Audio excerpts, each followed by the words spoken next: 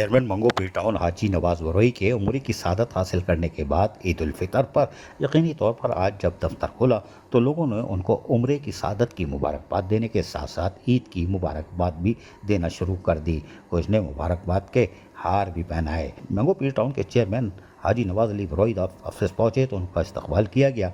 Office में मुख्तलिफ वफूद ने मुलाकातों का सिलसिला शुरू किया और उनकी खिदमात को जहाँ ज़बरदस्त खिराज तहसीन पेश किया, वहीं पर उम्रे की सआदत हासिल करने पर भी उनको दिल की गहराइयों से मुबारकबाद दी और ईद उल फितर की मुबारकबाद भी दी।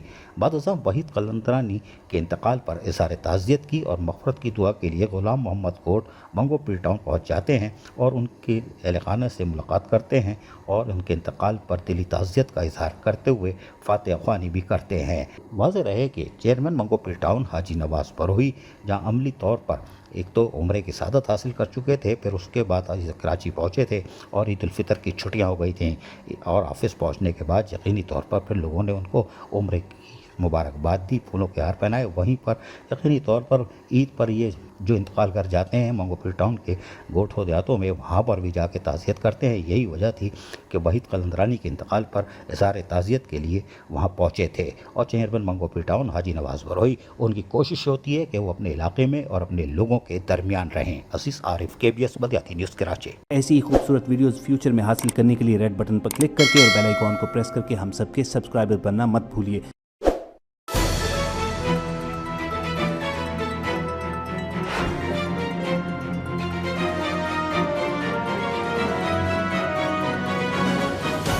KBS बल्दियाती न्यूज़।